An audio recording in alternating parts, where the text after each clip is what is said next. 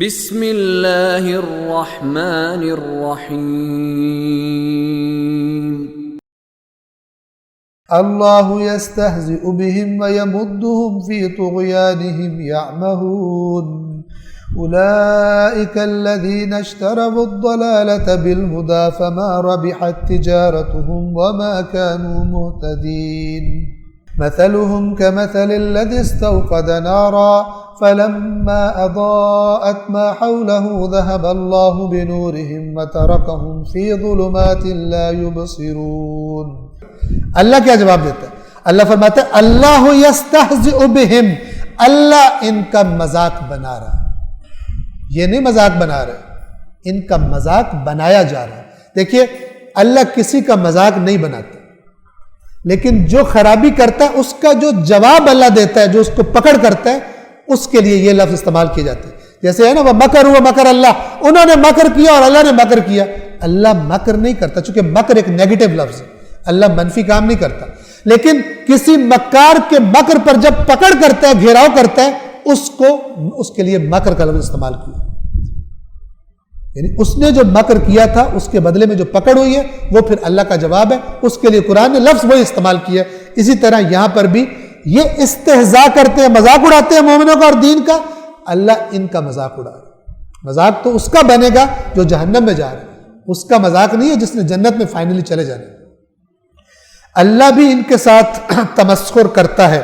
اور وَيَمُدُّهُمْ فِي طُغْيَانِهِمْ يَعْمَهُونَ، اور انہیں ڈھیل دیے جاتا ہے کہ وہ اپنی سرکشی میں یوں ہی سرگردار ہیں. ڈھیل دیے جا رہے ہیں، اور گھر کو جاؤ اور گھر کو جاؤ اور مستیاں کر لو اور موجیں کر لو. اپنے آپ کو بہت سمجھدار سمجھتے ہو نا، تمہاری رسی اور ڈھیلی چھوڑو، تمہیں اور مال دنیا دے رہا ہوں تاکہ تمہارا نشہ اور بڑھ جائے، پھر اکٹھی تمہاری پکڑ کروں گا. یہ اللہ ان کا مذاق بنا رہا ہے. اگر آپ اس تصویر کا تصور کریں کہ ایک طاقتور پکڑنے کے لیے ڈھیل دے رہا ہے اور جہاں پکڑے جانا ہے لوگوں نے وہاں اور ان کو جمع کر رہا ہے، اور وہ سمجھ رہے ہیں ہم بڑے تیز ہیں، لیکن جو اوپر سے دیکھ رہا ہے وہ کہے گا بدبختو، تمہیں تو پتہ نہیں ہے کس ہلاکت میں پھنستے جا رہے ہو، اور تم سمجھ رہے ہو تم دوسروں کا مذاق اڑا رہے ہو، اصل مذاق تو تمہارے ساتھ کیا جا رہا ہے. یہ اللہ فرما رہا ہے اللہ انہیں ڈھیل دیتا ہے کہ وہ اپنی سرکشی میں سرگرداں رہے. دیکھیے مومنین کے لیے بھی تھوڑی سی آیات آئی، کافروں کے لیے بھی تھوڑی سی، منافقین کے لیے اللہ نے کتاب لکھ دی ہے. مثلا زیادہ آیات ہے منافقین کو سمجھنے کے لیے، زیادہ ٹائم اور وقت دیا جا رہا ہے. خداوند عالم فرماتے ہیں اولئک الذین اشتروا الضلالۃ بالہدی فما ربحت تجارتہم وما كانوا مہتدین. یہ وہ لوگ ہیں جنہوں نے ہدایت کے بدلے گمراہی خرید لی. خدا نے ہدایت بھیجی تھی، انہوں نے کہا نہیں چاہیے، ہمیں تو گمراہی ہی چاہیے. ہدایت دے دی، گمراہی لے لی. تو یہ جو انہوں نے تجارت کیا تھا نا، بڑے بڑے سودے کرتے تھے، اس تجارت نے نہ تو انہیں کوئی فائدہ دیا اور نہ ہی انہوں نے کوئی ہدایت حاصل کی، نقصان میں رہے. اب اگلی چند آیات میں مثال کے ذریعے منافقین کی کیفیت بیان کی جا رہی ہے. مثلهم كمثل الذي استوقد نارا، ان کی مثال ایک ایسے شخص کی طرح ہے جس نے ایک آگ جلائی. انسان آگ کیوں جلاتا ہے؟ یا گرمی کے لیے، یا روشنی کے لیے، یا خطروں سے بچنے کے لیے. مثلا جنگل میں ہے، آگ جلائے گا تاکہ خطرناک حیوان قریب نہ آئے، روشنی بھی ہو، اگر سردی ہے تو گرمی، فائدے کے لیے آگ جلائی.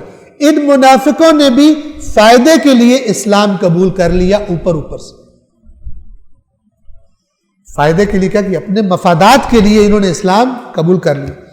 ان کی مثال اس شخص کی طرح ہے جس نے ایک آگ جلائی، جب آگ نے اس کے ماحول کو روشن کر دیا. اب اگرچہ انہوں نے مفاد سے جلائی تھی، لیکن آیات قرآن تو سن رہے ہیں، رسول اللہ کی محفلوں میں تو بیٹھ رہے ہیں، ماحول روشن ہو گیا. جب آگ نے اس کے گرد و پیش کو روشن کر دیا تو اللہ نے ان کی روشنی چھین لی. اللہ نے چھین لی کیوں؟ وہی قانون، چونکہ انہوں نے دل سے، اللہ اسے دیتا ہے ہدایت جو خود سے، ہدی للمتقین، جو چاہے اس کو ہدایت ہوگی. تو یہ اس قانون پر نہیں تھے، یہ تو فراڈ کر رہے تھے، چلاکی لگا رہے تھے. تو اگرچہ ماحول روشن تھا، رسول اللہ تبلیغ کر رہے ہیں، آیات قرآن بتا رہے ہیں، لیکن اللہ نے وہ جو ان کے اندر کا سسٹم ہے ان کی منافقت کی وجہ سے بیکار کر دیا. وہ سسٹم کب کام کرے گا؟